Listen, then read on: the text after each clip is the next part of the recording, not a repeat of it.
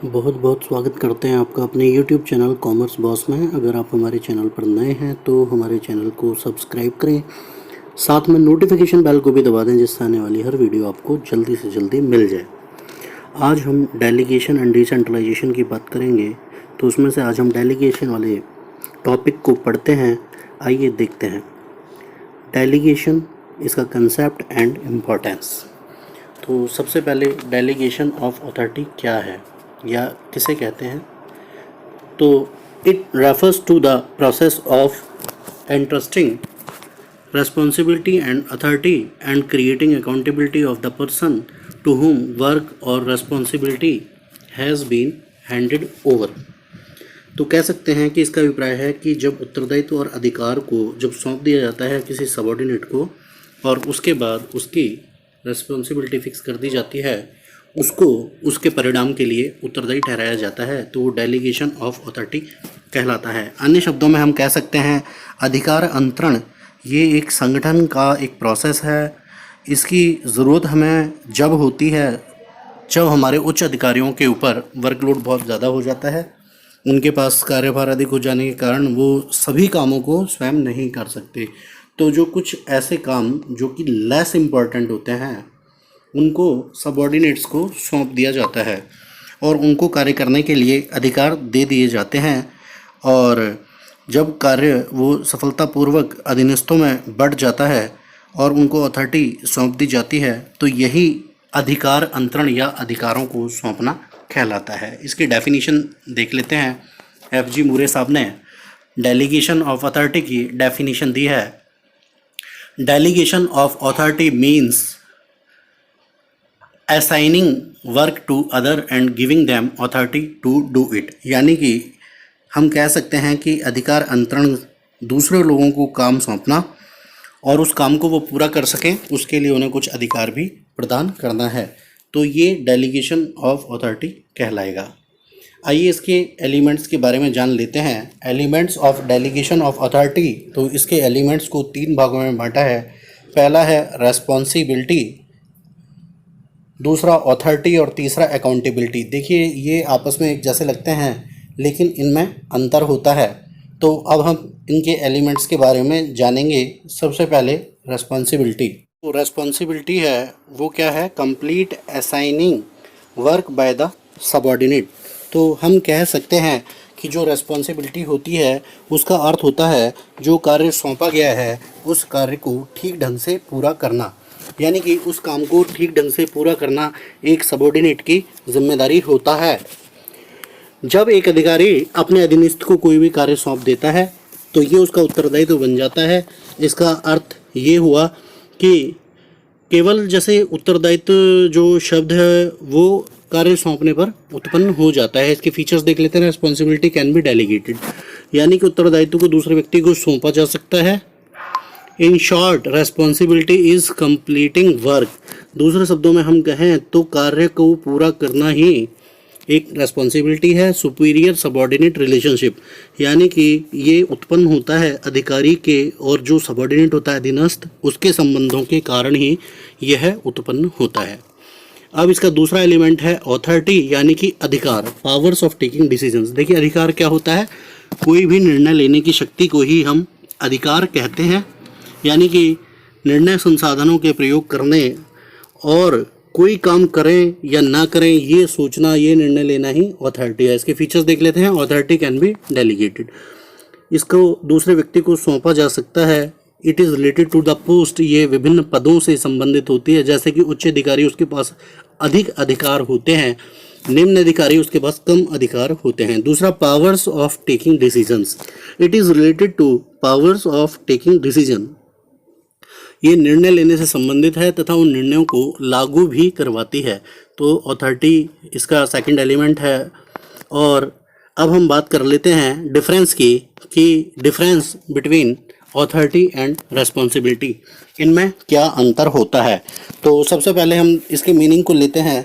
तो हम कह सकते हैं कि पावर्स ऑफ टेकिंग डिसीजंस, यानी कि निर्णय लेने की क्षमता ही हमारी अथॉरिटी कहलाती है, जबकि responsibility is related to the work completion, यानी कि किया जाने वाला पूर्ण कार्य। दूसरा फ्लो अप टू डाउनवर्ड होता है, यानी कि जो अधिकारों का फ्लो होता है उसका प्रवाह ऊपर से नीचे की ओर होता है, अप टू डाउनवर्ड होता है, जबकि जो रेस्पॉन्सिबिलिटी होती है वो डाउन टू अपवर्ड होती है, यानी कि उत्तरदायित्व का प्रवाह नीचे से ऊपर की ओर होता है।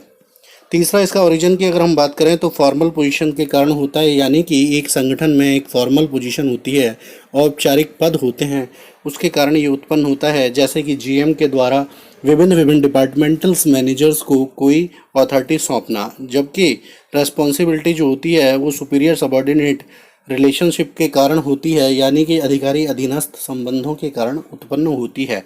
अगर हम इसका एसेंस देखें तो इसका एसेंस होता है निर्णय लेना, जबकि रेस्पॉन्सिबिलिटी का एसेंस होता है कार्य को पूर्ण करना। अब इसका तीसरा एलिमेंट हम जान लेते हैं, अकाउंटेबिलिटी, यानी कि उत्तरदेयता क्या है या जवाबदेही किसे कहते हैं। तो हम कह सकते हैं it refer to the work performance and answerableness to superior by the subordinate, यानी कि जो सबॉर्डिनेट होता है उसकी उत्तरदेयता है सुपीरियर के प्रति। आसान शब्दों में हम कह सकते हैं कि जब अधिकारी अपने सबॉर्डिनेट को कोई कार्य देता है या कोई उसको रेस्पॉन्सिबिलिटी सौंपता है तो उसको पूरा करने के लिए वो अथॉरिटी भी देता है। तो जब वो अथॉरिटी उसे मिल जाती है तो फिर वो अधिकारी के प्रति सबॉर्डिनेट जवाबदेह हो जाता है। इसकी विशेषताओं को जान लेते हैं। पहली है accountability can not be delegated, यानी कि जवाबदेही का जो ट्रांसफ़र है वो नहीं किया जा सकता, इसको दूसरे व्यक्ति को नहीं सौंपा जा सकता। It remains the same person, वो एक ही व्यक्ति की रहती है। इसका एक एग्जांपल ले सकते हैं कि अगर उच्च अधिकारी को कोई कार्य करना है और वो कार्य उसने अपने निम्न अधिकारी को सौंप दिया तो उसकी जो जवाबदेही है वो उच्च अधिकारी की ही रहेगी, ना कि वो नीचे के अधिकारी पर ट्रांसफ़र हो जाएगी। एक एग्जांपल है कि जीएम साहब हैं ए और उसका प्रोडक्शन मैनेजर है बी। काम जीएम साहब को करना था, उन्होंने वो काम बी को सौंप दिया। अब वो किसी कारणवश बी उस कार्य को नहीं कर पाया तो उसके लिए जो जवाबदेही है वो ए की ही रहेगी। It can not be transfer to B. Towards superior who give the authority to subordinate, ये केवल अधिकार सौंपने वाले व्यक्ति के प्रति ही होती है और जो it is based on the superior subordinate relationship है। Difference between responsibility and accountability, यानी कि उत्तरदायित्व और जवाबदेही में क्या अंतर होता है। तो सबसे पहले इसका मीनिंग कंप्लीटिंग ऑफ वर्क, यानी कि responsibility is related to completing of work, जबकि अकाउंटेबिलिटी आंसरेबलनेस टू सुपीरियर्स, यानी कि वरिष्ठ जो अधिकारी होता है उसके समक्ष किए गए काम के लिए जवाब देना। दूसरा, डेलीगेशन की अगर बात करें, कैन बी डेलीगेटेड, रेस्पॉन्सिबिलिटी का डेली को सौंपी जा सकती है, जबकि accountability can not B delegate, इसका जो ट्रांसफ़र है वो नहीं हो सकता। ओरिजिन कैसे होता है, सुपीरियर सबॉर्डिनेट रिलेशनशिप के कारण रेस्पॉन्सिबिलिटी उत्पन्न होती है, जबकि अकाउंटेबिलिटी उत्पन्न होती है असाइनिंग अथॉरिटी या वर्क अपने के कारण ही अकाउंटेबिलिटी उत्पन्न होती है। तो ये इसमें डिफरेंस है। अब क्वेश्चन बनता है, कैन अकाउंटेबिलिटी बी डेलीगेटेड, क्या जवाबदेही का ट्रांसफ़र हो सकता है, इसको सौंपा जा सकता है उत्तरदायिता को। Can any superior free from his accountability after delegation of the authority, क्या कोई उच्च अधिकारी अपने अधिकारों को अपने सबॉर्डिनेट्स को सौंपने के पश्चात क्या अपनी अकाउंटेबिलिटी से, अपनी जवाबदेही से मुक्त हो सकता है। तो इसका आंसर हमेशा नो होता है। No, only authority can be delegated and not the accountability. एक उच्च अधिकारी अपने अधिकारों को तो डेलीगेट कर सकता है, अपने निम्न अधिकारियों को सौंप सकता है, लेकिन अपनी जवाबदेही को नहीं सौंप सकता। जैसे कि हमने एक एग्जांपल पहले भी लिया कि कोई जनरल मैनेजर है, वो अपने डिपार्टमेंटल मैनेजर को कोई कार्य सौंपता है तो उस कार्य को सौंपने के लिए वो अधिकार भी देगा, लेकिन ऐसा करने से जो उसका उत्तरदायित्व है वो समाप्त नहीं होगा, उसकी जवाबदेही समाप्त नहीं होगी। अपने जो सबॉर्डिनेट है उनका कार्य अगर सक्सेसफुल होता है या असफल होता है तो उसके लिए हमेशा ही जो जीएम साहब हैं, यानी कि जो जनरल मैनेजर हैं या मुख्य प्रबंधक हैं, वही उत्तरदायी होंगे। अतः आप यहाँ पर ये समझिए, अथॉरिटी का ट्रांसफ़र हो सकता है, डेलीगेशन हो सकता है, लेकिन अकाउंटेबिलिटी का नहीं हो सकता। अब प्रोसेस की बात कर लेते हैं। Process of delegation of authority, यानी कि क्या इसके स्टेप्स हैं, डेलीगेशन ऑफ अथॉरिटी किस प्रकार से की जा सकती है। तो सबसे पहला है असाइनिंग रिस्पॉन्सिबिलिटी। सबसे पहले उत्तरदायित्व को सौंपा जाता है, यानी कि जो हमारे उच्च अधिकारी होते हैं वो सबऑर्डिनेट को उत्तरदायित्व सौंपते हैं। प्राय ऐसा देखा जाता है कि कोई भी उच्च अधिकारी ऐसा नहीं होता जो सभी कामों को स्वयं कर सके, इसलिए उनकी जो सक्सेसफुलनेस है उसे बढ़ाने के लिए अपने सबऑर्डिनेट्स को उसको कार्य को सौंपना पड़ता है। इस प्रकार वह महत्वपूर्ण कार्यों को अपने पास रखता है और जो कम महत्वपूर्ण उनको असाइन कर देता है अपने सबऑर्डिनेट्स को। अधीनस्थों को जब वो कार्य सौंपता है तो वो भी ये भी देखता है कि जो सबऑर्डिनेट है वो कितना कुशल है, यानी कि उनकी योग्यता को भी ध्यान में रखते हैं। स्टेप 2 ग्रांटिंग अथॉरिटी, यानी कि अधिकार प्रदान करना। अधिकार अंतरण का ये दूसरा चरण है कि अगर जब हमने अपने सबऑर्डिनेट्स को कार्य सौंप दिया तो उसको पूरा कैसा करेंगे, वो कैसे कर पाएंगे, तो इसके लिए हमें कुछ ना कुछ उन्हें अधिकार सौंपे जाते हैं। तो इसी को अधिकार सौंपना कहते हैं, यानी कि कोई भी कार्य पूरा करने के लिए आवश्यक अधिकार दिए जाए। जैसे कि एक जो जनरल मैनेजर है वो अपने डिपार्टमेंटल मैनेजर को तो ये अथॉरिटी दे सकता है कि वह स्वयं ही माल को क्रय करे, स्टॉक रखे और अपने कामों को अपने और सबऑर्डिनेट्स में बांट दे। और इसका जो तीसरा चरण है वो है फिक्सिंग अकाउंटेबिलिटी, यानी कि उत्तरदेयता को निश्चित करना। जब डेलीगेशन किया जाता है तो इसका अंतिम कदम होता है जो हमारे सबऑर्डिनेट्स हैं उनको कार्य निष्पादन के लिए जिम्मेदार ठहराया जाए।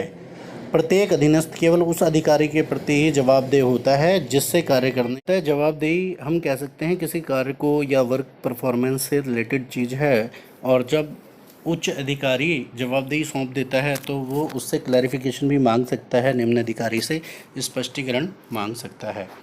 अब इसका महत्वपूर्ण पार्ट आता है इस चैप्टर का, importance of delegation of authority, यानी कि अधिकार अंतरण का क्या महत्व है।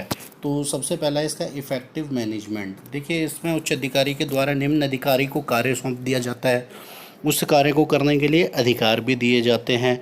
अब उसके पास जो समय बचेगा जो उच्च अधिकारी के पास, वो अन्य कार्यों में लगा पाएगा और मैनेजमेंट जो है वो प्रभावशाली होगी, यानी कि हम कह सकते हैं कि उद्देश्यों को सफलतापूर्वक प्राप्त कर पाएगा। अधिकारों का जब अंतरण कर दिया जाता है तो इससे उच्च अधिकारी के कार्य में कमी आती है, और इससे क्या होता है, दूसरा सबऑर्डिनेट्स की जो स्किल्स हैं उनका भी हमें लाभ प्राप्त होता है। अतः हम कह सकते हैं कि ये बहुत ज़्यादा इम्पॉर्टेंट है। दूसरा motivation to employees.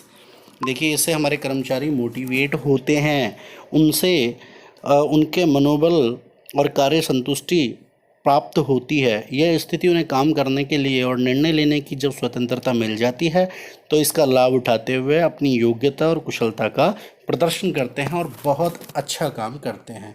Employees development, इससे कर्मचारियों का विकास भी होता है, मानसिक विकास भी होता है, आर्थिक विकास भी होता है, उनके पास निर्णय लेने की क्षमता आ जाती है, वो अंदर से मोटिवेट होते हैं और अपना विकास भी करते हैं।